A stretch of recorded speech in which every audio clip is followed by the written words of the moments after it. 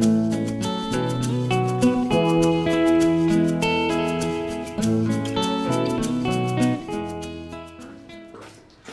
Ma'am. ए नमस्ते नमस्ते, आऊ न भित्र बस न। केही थियो कि? म्याम, हजुरले हिजो पढाउनु भएको त्रिकोणमिति पाठको उचाइ र दूरीको बारेमा एकचोटि अझ बुझाइदिनुहोस् न। ए भइहाल्छ नि। ल सुन त, हामीले हिजो कक्षा 9मा त्रिकोणमिति पाठमा पढेका केही महत्त्वपूर्ण जानकारीहरूका बारेमा छलफल गरेका थियौँ। तिमीहरूलाई याद छ त? छ म्याम, म भनौँ। त्रिकोणमितिको समस्या समाधान गर्दा त प्रसङ्ग कोडको आधारमा समकोण त्रिभुजको लम्ब पी, आधार बी र कर्ण एच छुट्याउनु पर्दछ। म्याम, यो समकोण त्रिभुजबाट आधार, लम्ब र कर्ण कसरी छुट्याउने हो? मैले त भुलेछु। समकोण त्रिभुजमा समकोणको सम्मुख भुजालाई कर्ण, प्रसङ्ग कोणको सम्मुख भुजालाई लम्ब र बाँकी भुजालाई आधार भनिन्छ। बुझ्यौ त? ए, अब त बुझेँ। आधारभूत त्रिकोणमितीय अनुपात पनि त जान्नु पर्दछ है म्याम। जस्तै प्रसङ्ग कोड थीटा छ भने sine theta equals to P by H, cos theta equals to B by H र tan theta equals to P by B हुन्छ, होइन र म्याम? हो नि। अनि त्रिकोणमितिका समस्या समाधान गर्दा जान्नुपर्ने थप अरू पनि केही छन् कि? छन् नि म्याम। हामीले 0 देखि 90 डिग्रीसम्मका त्रिकोणमिति मानका तालिका पनि त सम्झिनुपर्छ नि। हो, साइन, कस र टेनको 0 डिग्रीदेखि 90 डिग्रीसम्मका स्तरीय मानहरूका त्रिकोणमितीय मानहरू हामीले जान्नुपर्ने हुन्छ। यसलाई तालिकामा हेर त।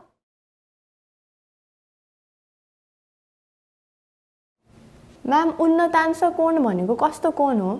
म्याम, म भनौँ, तलबाट माथितिर कुनै वस्तुलाई हेर्दा बन्ने कोणलाई नै उन्नतांश कोण भनिन्छ, होइन र म्याम? हो नि। जस्तै हामीले जमिनमा बसेर कुनै घरको छतमा भएको ट्याङ्कीलाई हेऱ्यौँ भने हाम्रो दृष्टि रेखाले जमिन वा जमिनसँग समानान्तर हुने रेखासँग बन्ने कोणलाई नै उन्नतांश कोण भनिन्छ। बुझ्यौ त? ए म्याम, उन्नतांश कोण भनेको त बुझेँ, तर यो अवनति कोण भनेको कस्तो कोण हो?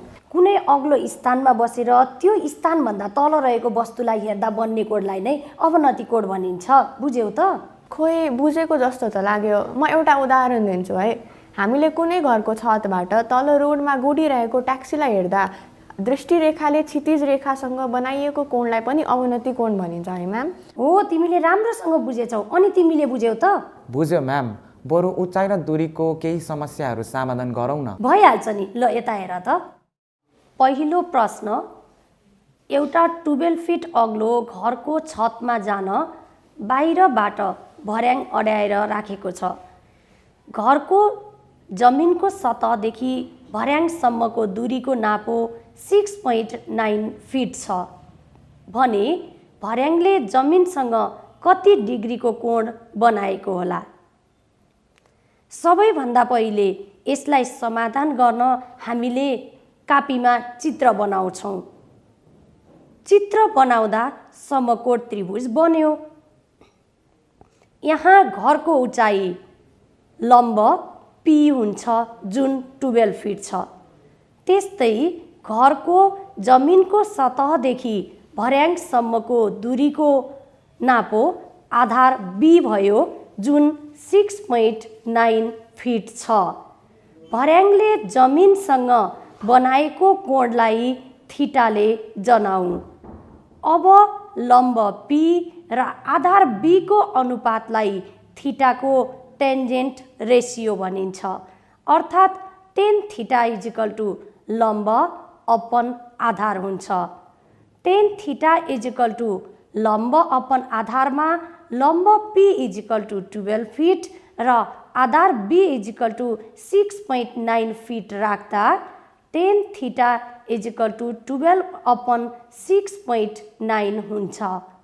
त्यसैले टेन थीटा इजिकल टु 1.73 भयो, जसलाई √3 पनि लेख्न सकिन्छ।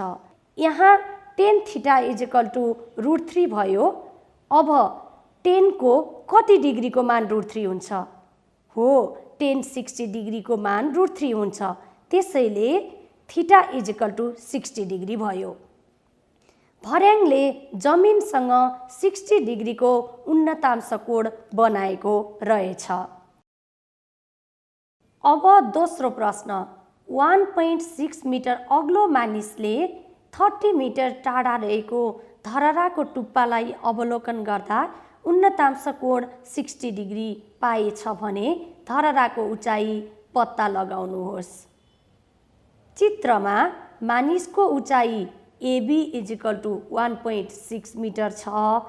मानिस र धरहरा बीचको दूरी बीसी इजिकल टु 30 मिटर छ। मानिसले धरहराको टुप्पो हेर्दा बनेको उन्नतांश कोण angle DAE is equal to 60 degree छ। धरहराको उचाइ सिडीको मान पत्ता लगाउनु पर्नेछ। यहाँ ट्रायङ्गल एडिईमा आधार एई इजिकल टु 30 मिटर छ र लम्ब डिई को मान पत्ता लगाउनु पर्नेछ। लम्ब र आधारको अनुपातलाई 60 डिग्री कोणको टेन्जेन्ट रेसियो भनिन्छ। त्यसैले tan 60 degree is equal to P by B हुन्छ।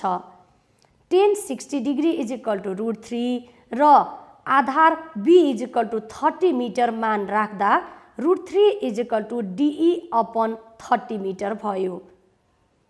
क्रस गुणा गर्दा डिई इजिकल टु 30 √3 मिटर भयो। तसर्थ डिई इजिकल टु 51.96 मिटर भयो। तसर्थ धरहराको उचाइ CD is equal to DE plus CE हुन्छ। त्यसैले धरहराको उचाइ CD is equal to 51.96 metre plus 1.6 metre गर्दा 53.56 मिटर भयो। अब तेस्रो प्रश्न एउटा खम्बा छ जसको उचाइ 26 मिटर छ। खम्बा र घर बीचको दूरी 15 मिटर छ र खम्बाको टुप्पोबाट घरको टुप्पोलाई अवलोकन गर्दा बनेको अवनति कोण 45 डिग्री छ भने घरको उचाइको मान पत्ता लगाउनुहोस्। चित्रमा खम्बाको उचाइ एबी इजिकल टु 26 मिटर छ। खम्बा र घर बीचको दूरी बीसी इजिकल टु 15 मिटर छ। खम्बाको टुप्पोबाट घरको टुप्पोलाई अवलोकन गर्दा बनेको अवनति कोण angle EAD is equal to 45 degree छ। घरको उचाइ सिडीको मान पत्ता लगाउनु पर्नेछ। यहाँ ट्रायङ्गल एएफडीमा आधार एफडी इजिकल टु 15 मिटर छ र लम्ब एएफ को मान पत्ता लगाउनु पर्नेछ। चित्रमा एई समानान्तर एफडी छ। तसर्थ समानान्तर रेखालाई छेदकले काट्दा बन्ने एकान्तर कोणहरू एङ्गल इएडी र एङ्गल एडिएफ बराबर हुन्छन्। अब ट्रायङ्गल एडिएफमा आधार एफडी इजिकल टु 15 मिटर छ र लम्ब एएफ को मान पत्ता लगाउनु पर्नेछ। लम्ब र आधारको अनुपातलाई 45 डिग्री कोणको टेन्जेन्ट रेसियो भनिन्छ। तसर्थ tan 45 degree is equal to P by B हुन्छ।